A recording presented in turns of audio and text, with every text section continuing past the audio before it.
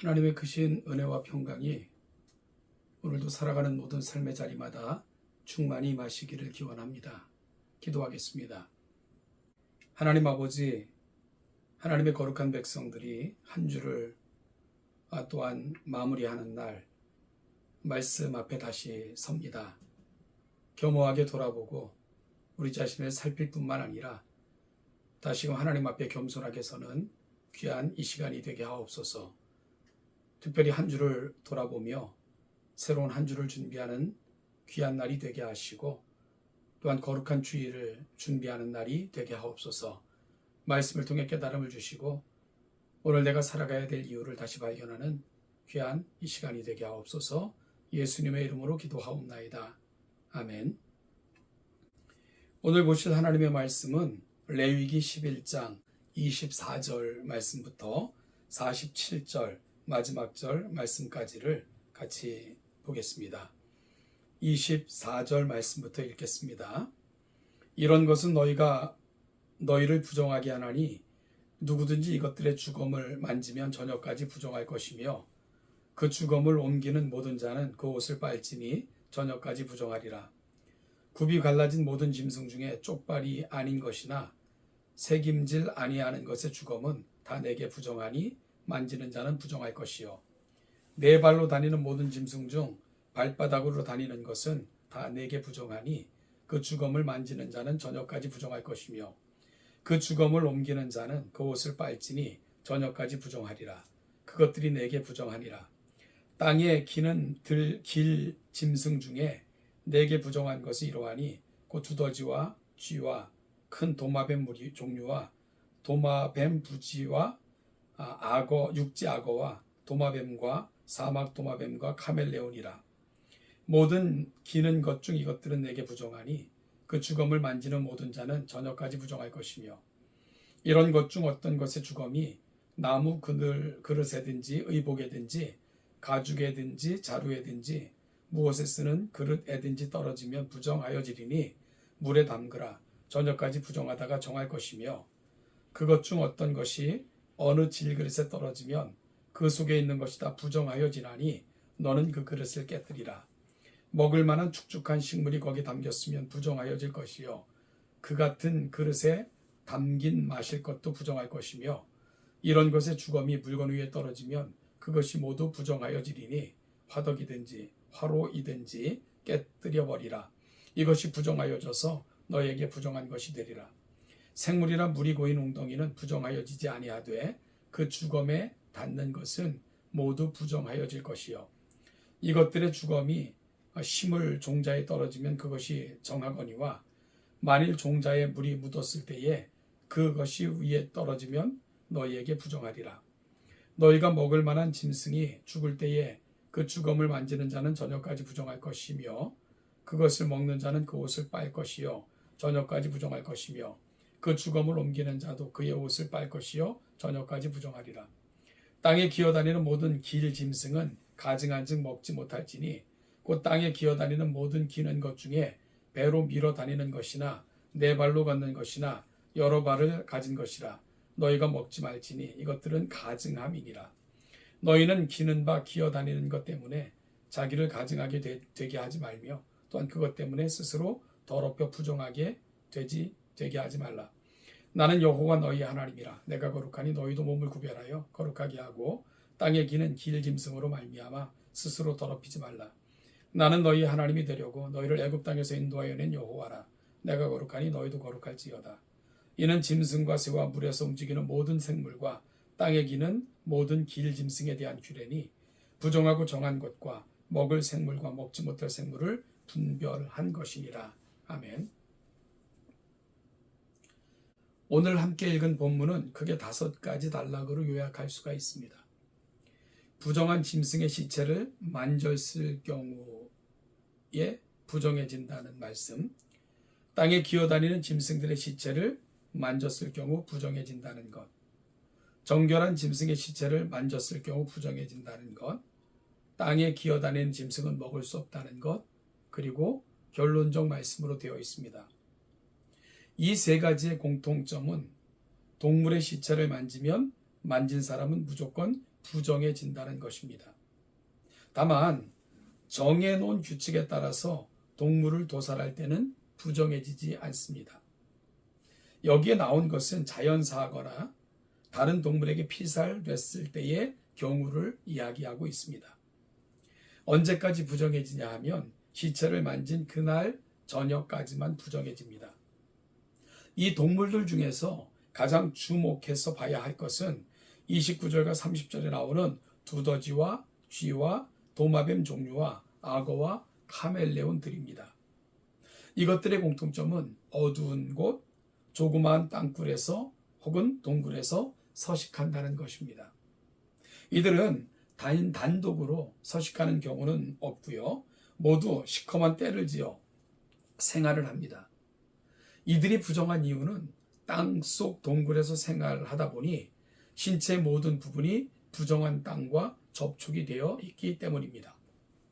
또한 땅에 기어다니는 짐승들을 먹지 못하도록 금지하십니다. 배로 밀고 다니는 것, 네 발로 걷는 것, 여러 발을 가진 것들은 가증하기 때문에 먹지 못하게 하셨습니다. 특별히 여기에서 하나님은 내가 거룩하니 너희도 몸을 구별하여 거룩하게 하라 라고 강조해서 말씀하십니다. 기어다니는 것은 창세기 3장에서 아담과 하와를 유혹시킨 사탄의 전형적인 뱀의 모습입니다. 가장 사탄의 모습을 특징화하는 기어다니는 것을 주의하도록 하기 위해서 하나님께서 특별히 힘을 주어 말씀하신 것입니다. 뿐만 아니라 이런 종류의 부정한 짐승들은 꼭 떼를 지어 다니는데 이들은 부정하도록 오염시키는데 큰 파괴력을 지니고 있는 특징이 있지요. 신기한 것은 이 동물들의 시체를 닿은 사람뿐만 아니라 그릇이나 옷감이나 가죽 같은 물건들도 부정해진다는 사실입니다. 특히 그릇에 대한 규정은 좀 더 자세합니다. 아마도 음식을 담아서 사용해야 하는 기구이기 때문에 그런 것 같습니다. 그래서 질그릇이나 흙으로 만든 그릇들은 동물의 시체가 닿으면 바로 깨뜨려야 합니다. 또한 그릇 안에 부정한 내용물이 들어있을 경우에도 그릇을 깨뜨려야 하는데 건조한 내용물과 축축한 내용물을 처리하는 방법이 다릅니다. 신기하게도 부정한 내용물이라도 건조한 것이면 그 그릇은 정결해서 깨뜨리지 않아도 되지만 축축한 내용물이라면 깨뜨려야 합니다.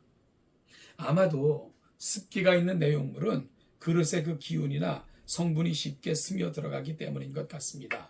또한 씨앗에도 같은 원리가 적용이 됩니다. 마른 씨앗이 담긴 용기에 동물의 사체가 발견되었다면 그 씨앗은 정결하지만 젖은 씨앗은 부정합니다. 다만 예외는 샘이나 우기 때 물을 놓아둔 저장 탱크 같은 물이 있는 곳은 정결합니다. 이곳은 동물의 사체로 오염되지 않습니다. 하나님께서 부정한 짐승을 만지지 말라고 하는 것과 먹지 말라고 하신 것을 구별해서는 안 됩니다. 만지지 않고서 어떻게 먹을 수가 있겠습니까? 여기서 하나님은 부정한 동물과 아예 상종도 하지 말라 말씀하시는 것입니다. 그렇다면 하나님은 왜 시체가 부정하다고 하시는 걸까요?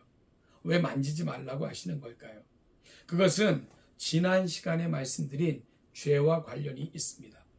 여러분, 죽음은 죄의 결과이고요. 시체는 바로 죽음의 결과가 만들어낸 것, 바로 그것이 시체이기 때문입니다. 놀라운 것은 36절에서 샘물이나 웅덩이는 부정해지지 않는다고 말합니다. 동물의 사체는 죽음을 상징한다면 샘물은 생명을 주는 원천을 상징하는 것이기 때문입니다. 신약시대에 살아가는 우리들에게 있어서 더 이상 먹고 마시는 것이 우리가 레위기 11장에서 살펴본 것과 같이 그대로 적용되지는 않습니다. 여러분, 왜 그러냐 하면 우리는 새로운 창조를 통해서 모든 것이 새롭게 되어진 새 창조에 참여한 자들이기 때문입니다.